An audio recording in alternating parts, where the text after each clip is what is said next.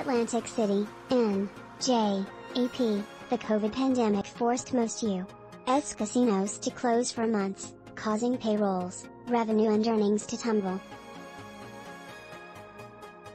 But the forced shutdowns and highly regulated recoveries also taught the industry useful lessons that will endure even after the pandemic is a distant memory, panelists at a major casino conference said Thursday. Speaking at the East Coast Gaming Congress, executives from major gambling companies said the changes they were forced to make because of the pandemic had some benefits. "We learn lessons that can't be unlearned," said Thomas Reeg, CEO of Caesars Entertainment.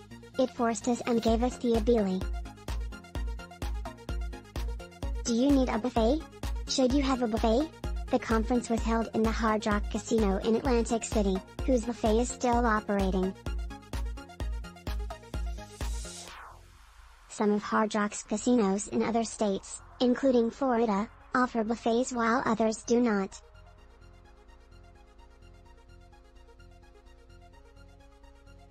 David Cordish, chairman of the Cordish Companies, which operates casinos in Pennsylvania, Florida, and Maryland, said the pandemic offered his business an opportunity to tighten the ship. "We have not gone back to buffets," he said. "It certainly wasn't fun. Being closed for months was horrendous for employees.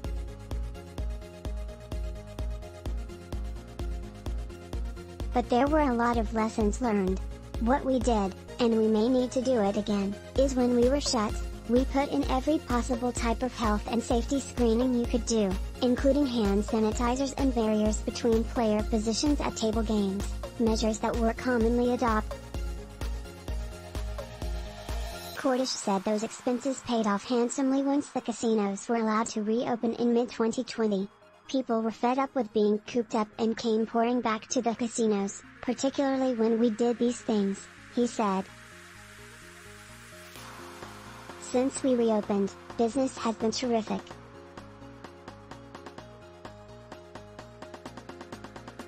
Eric Hausler, CEO of Greenwood Racing, which owns Pennsylvania's Parx Casino, said the pandemic opened his eyes to one particular liability.